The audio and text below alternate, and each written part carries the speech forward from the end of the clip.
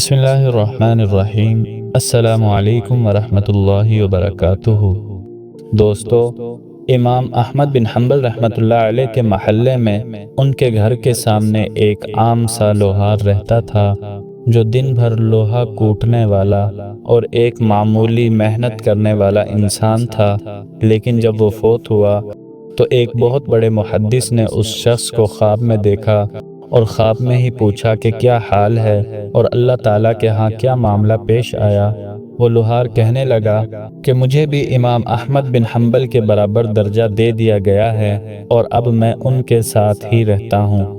یہ سن کر وہ محدث حیران رہ گئے کہ امام احمد بن حنبل، وہ تو دین کے محافظ، خلق قرآن کے مسئلے میں قید و بند کی مشقتیں جھیلنے والے ایک عظیم فقیہ اور اللہ کے مقبول بندے اور نہایت ہی عبادت گزار تھے، اور یہ ایک عام سا لوہار آخر کیسے ان کے برابر مقام مل گیا۔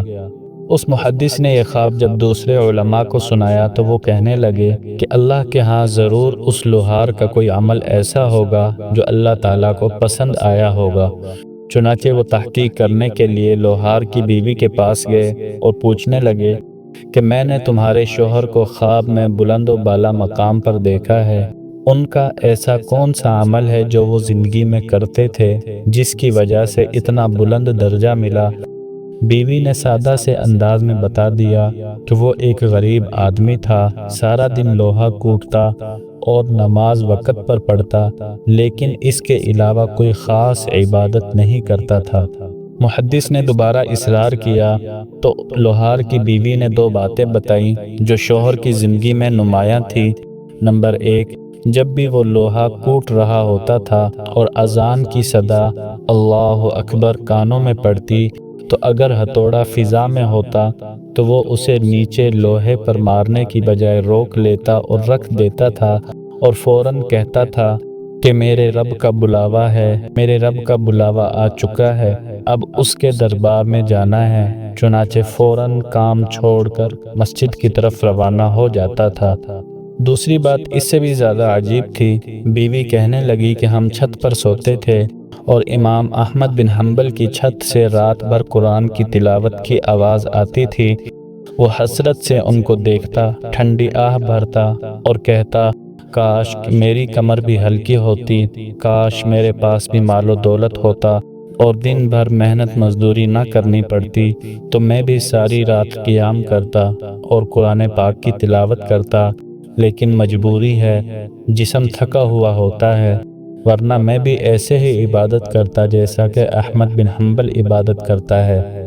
چنانچہ یہ بات سن کر وہ محدث رونے لگ گئے اور فرمانے لگے کہ یہی تڑپ، یہی جذبہ اور یہی حسرت اللہ کے نزدیک اتنی مقبول ہوئی کہ اس لوہار کو امام احمد بن حنبل کے برابر درجہ مل گیا۔ سبحان اللہ!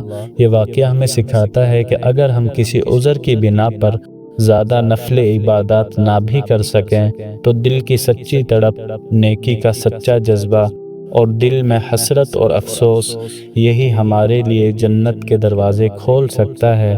اللہ تعالیٰ ظاہری عمل سے زیادہ دلوں کے حالات کو دیکھتا ہے۔ دوستو، یہ تھا آج کا ایمان افروز واقعہ۔ مزید ایسے ہی سبق آموز واقعات حاصل کرنے کے لیے ہمارے چینل قصص الفلاح کو سبسکرائب کر لیں اور بیل آئیکن کو دبا دیں، ساتھ میں نوٹیفیکیشن کو بھی آن کر لیں۔ تو چلیے ملتے ہیں اگلی ویڈیو میں، تب تک کے لیے اللہ حافظ۔